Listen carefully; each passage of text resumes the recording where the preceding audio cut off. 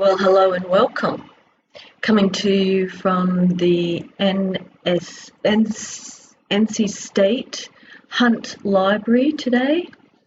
Thank you very much for joining me. Let's talk about Chapter 3 from Thompson et al. 2019, all about evaluating the external environment of an organisation. So this chapter is going to help you to understand the broad macro environmental factors that have strategic significance. You're going to learn to use analytical tools that will help you diagnose the competitive conditions in an industry. You're going to learn how to map the market positions of key groups of industry rivals. And you're going to learn how to determine whether an industry's outlook is attractive or not. You'll learn, okay, so let's talk about, let me just go back one. Did I skip? No, that's good. All right, just making sure I didn't skip one there. Okay, so figure 3.1 is all about showing you how to analyse the company's situation and to choose a strategy. So you analyse that macro environment, considering macro environmental factors such as political factors, economic factors, social trends, and technological trends. So your PEST framework is a nice, easy way to start there. It's not comprehensive, but it's a good start. And then we're going to analyse the internal environment. So a SWOT analysis is a good tool to use there, looking at the strengths and the weaknesses and the opportunities and the threats that an organisation faces. And from there, we're going to develop, right, what's a good strategic vision? What's a good direction for this company to head? We can look at various alternatives in terms of strategic options, and then we select the best one. Okay, so here's the PEST framework, which, PESTEL is another way to consider it. So P for political, E for economic, E also for environmental, S for social and cultural, T for technological, and L for legal. So these factors are what needs to be considered to analyse that macro environmental context. So this graphic, we'll talk a little bit more about it in class, but basically we've got the PESTEL factors on the broad macro environment, and then internally we've got suppliers and competitions and buyers as well as substitute products to consider. These are about evaluating the industry, and then internally for the company we need to look at strengths and weaknesses, for example. So when we assess the industry, we think about using the 5 forces framework, and that comes from Michael Porter. If you don't know what that is, read up in the book and we'll talk about it more in class. We need to think strategically about the value net of the organisation, what driving forces are going on in the industry, so what industry trends are happening, who are the most powerful strategic groups, who are our competitors and what are they offering, how are they positioned in the marketplace, and then what are the industry key success factors. All right, so 5 forces. This comes from Michael Porter, as I mentioned, and we are going to talk about more in class, but we're going to look at competition from our rivals. We're going to look at the emergence of new entrants, and we're going to look at the competition from producers of substitute products. So here we're now looking at direct and indirect competition. What's the bargaining power of the suppliers and what's the bargaining power of the customers? So these 5 forces collectively are an analytical tool to understand the industry attractiveness. Do we want to go into this industry? Do we want to redefine which industry that we're in? So for each of the 5 forces, you're going to identify the actors involved, and then you're going to look at the factors that are bringing about the competitive pressures. You've got to evaluate how strong those pressures are, and then determine the industry attractiveness, the industry profitability. So competitive pressures that increase competition is about buyer demand that is slowing or declining, because that means it's becoming less costly for buyers to switch brands. And industry products become less differentiated in a mature market. The products become commodified almost, and there is unused production capacity, or products have high fixed costs and high storage costs. So the number of competitors is increasing, and that increases competitive pressure. The diversity of competitors increasing also increases competitive pressure. And then high exit barriers stop organisations from actually leaving the industry. So these 5 factors are what we use to identify and analyse industry attractiveness collectively. And the fierceness of competitive rivalry.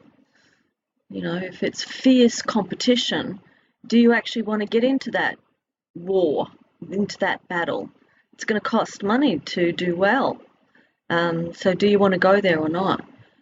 So competitive pressures associated with the threat of new entrants.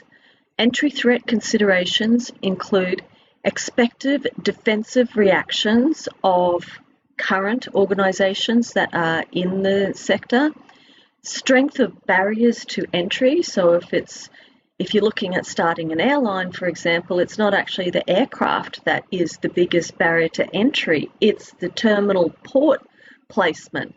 To get access, you've got to have the airport to give you permission, and many times that may well be political and blocked.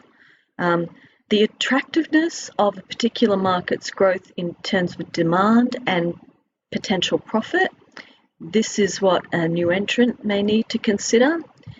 As well, what capabilities and resources are the potential entrants bringing to this battleground? Existing competitors in the market space, what sort of competitive pressure are they facing? Do you want to take that on or not? Also, we need to look at the sizable economies of scale in terms of production and distribution and advertising and other activities.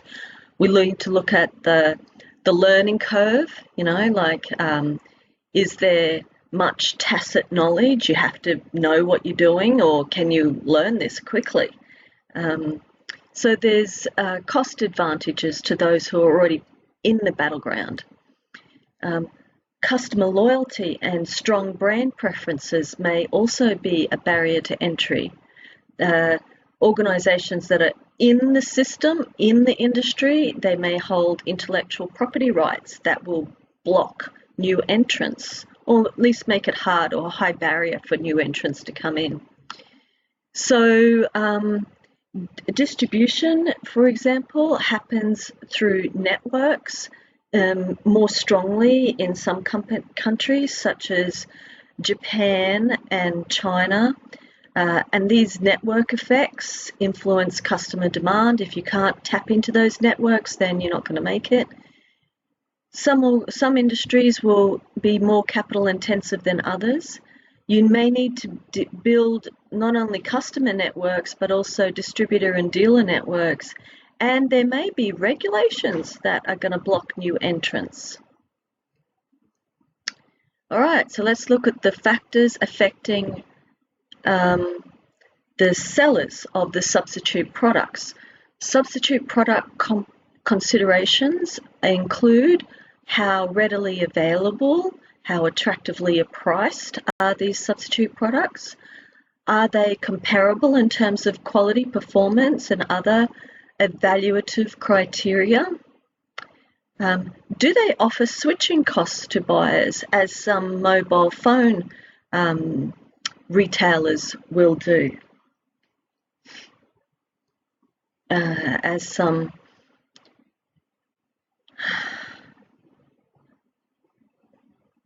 Okay, so then indicators of substitute competitive strengths. Is there an increasing rate of growth in the sale of substitutes? Are substitute producers adding new output capacity? Is there increasing profitability for the substitute producers? And so these are examples of factors or indicators that we will use to identify whether the substitutes have a high competitive strength or not. All right, let's look at the competitive pressures stemming from supplier bargaining power. So supplier bargaining power depends on the strength of demand for and availability of their supply products. It also depends on whether suppliers provide a differentiated input and whether or not that enhances the performance of the product. Industry members' costs for switching among the suppliers may enable them strong bargaining power or not. There is a size and a number of suppliers relative to the industry, supply industry, and relative to the industry members, right? So relative to the number of current competing organisations, and if there's a lot of suppliers, then any single one of those suppliers does not have a bargaining power, a high bargaining power. But if they act collectively, if they've collectively got common interests, then together they can have a high bargaining power. Or maybe there's a small number of suppliers that are supplying to a particular industry, and if there's like only one or two suppliers, then they get to say what goes because they hold the power. So there is the possibility of an industry member, and in other words, an organisation that is operating in the industry, to backwardly integrate into the suppliers industry.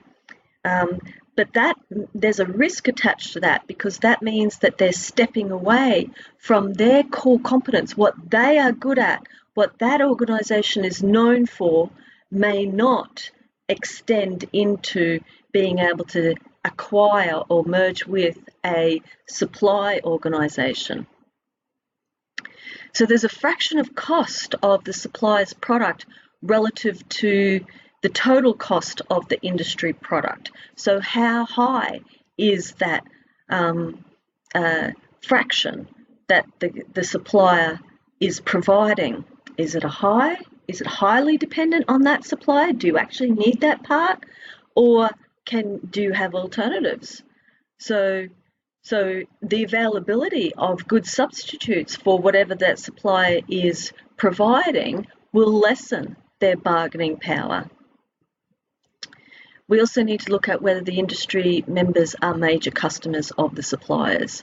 So if a particular supplier only services and supplies to one organisation, then that organisation holds the power, not the supplier.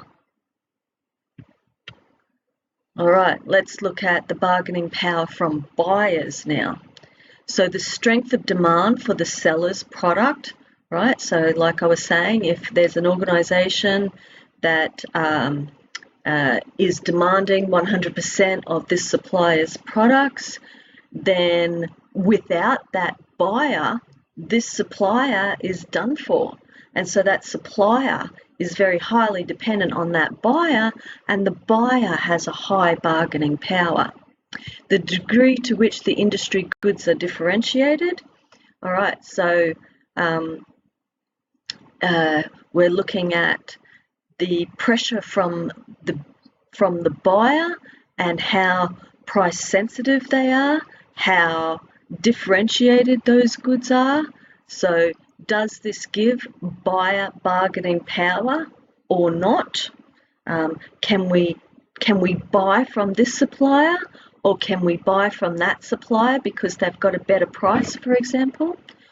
There may be costs involved. Maybe we're going to need a different conveyor belt to accommodate a different supplier. That means the buyer is going to incur switching costs to switch from this supplier to that supplier. The number and size of buyers relative to the number and buyer of sellers. This will help us determine high or low bargaining power.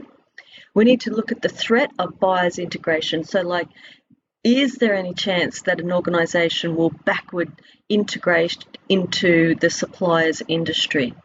What about the buyer's knowledge of the products and costs and the pricing? You know, maybe it's a highly complex product and the buyer is the industry expert on that, not the seller, and therefore the buyer holds the power, not the seller.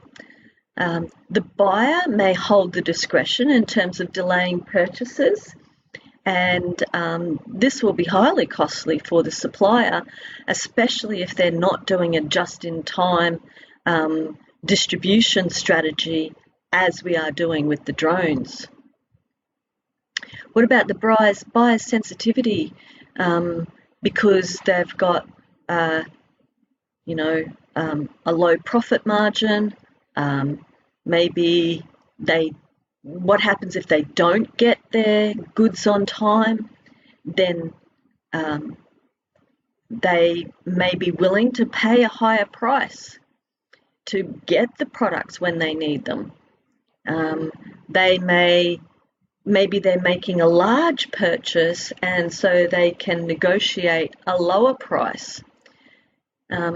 Product quality, not at issue because price is the primary concern when we're looking at this bargaining power. But of course, if you want a quality product, that buyer is going to have to pay for it.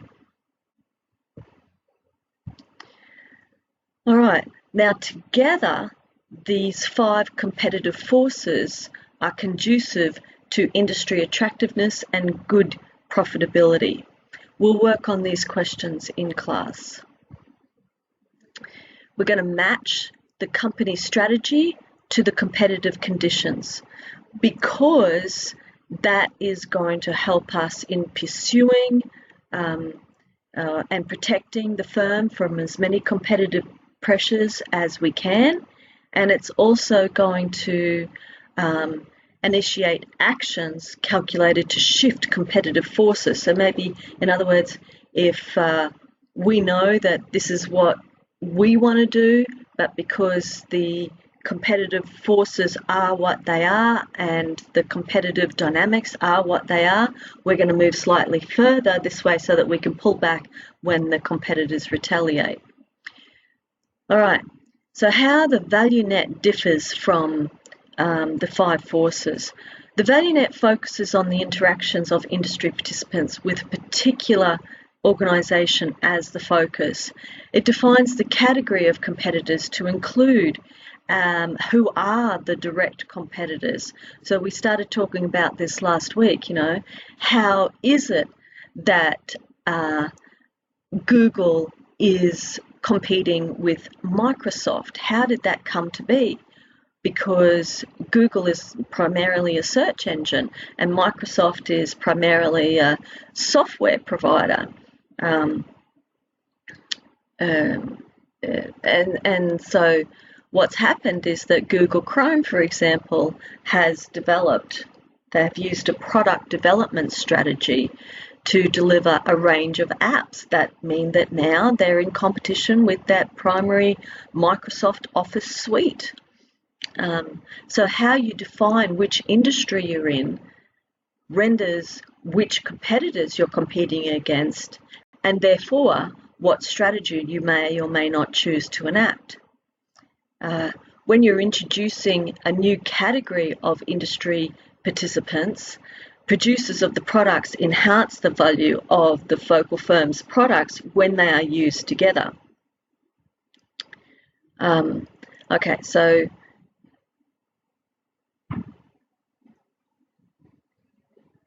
the value net introduces a new category of industry participant and those that complement that participant and producers of products that enhance the value of the firm when they are used together.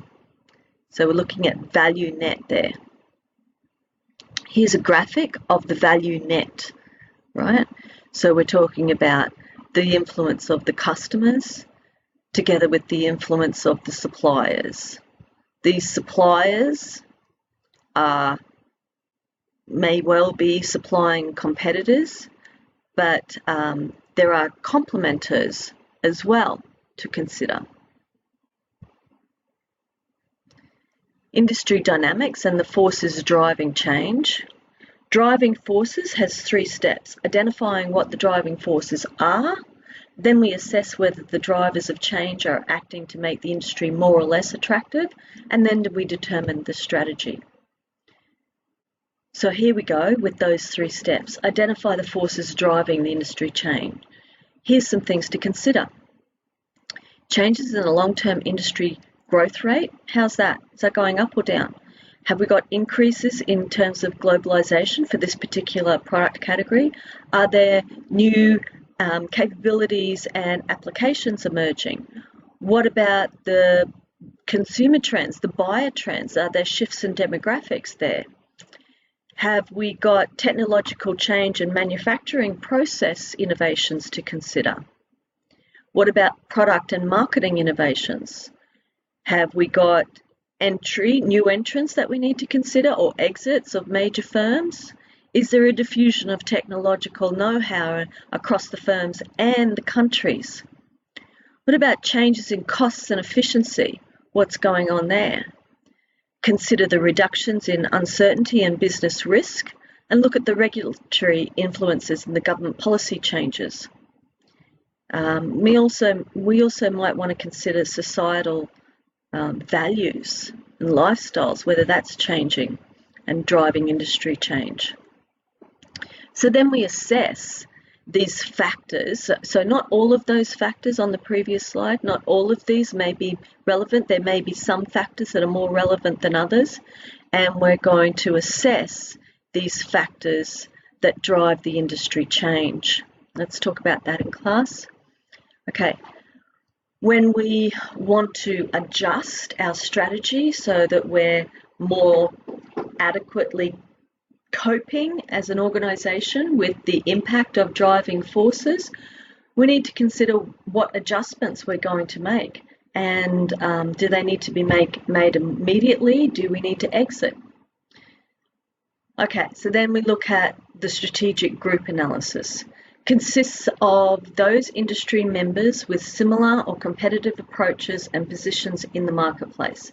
So, who are the competitors with a comparable breadth of product line? Who amongst the competitors emphasises the same distribution channels? What is their technological approaches? Are they offering the same product attributes to buyers, or is the industry highly differentiated? Most times the answer is no, it's not. But then that's room for competitive advantage if that's the case. And the same goes with services. But one way to differentiate is through service augmentation, through offering a higher level of service orientation in order to do better than the competitors. So we use strategic group maps to assess the market positions of key competitors. We identify the competitive characteristics that delineate strategic approaches in the industry, and then we plot on a 2-axis map so that we see who is positioned where. That helps us to see where the gaps are in the market and where we may want to reposition to. So the standard positioning map uses price and quality, so price on the vertical axis, quality on the horizontal axis. Decide which industry you're operating in and plot where the competitors are. You also might want to use geography, geographic coverage, location as an evaluative criteria, maybe on the horizontal axis. The breadth of the product line that a competitor is offering, either wide or narrow. You can use that information to decipher who is positioned where in the marketplace and because of what they're offering. What about the degree of service? Again, put service quality or service augmentation on the horizontal axis. Distribution channels can be used as an evaluative criteria, and similarly focus or degree of diversification. When we create these strategic maps, what we are doing is selecting variables as the axis for the maps. So you want like high-low price, high-low quality. Variables should reflect whatever the industry is competing on. What's the primary evaluative criteria for the industry? They may be quantitative, discrete, but they might be defined in terms of class or combinations. That's really up to you who is plotting on the strategic map, but you who also is deciding which industry you're operating in and who your competitors are.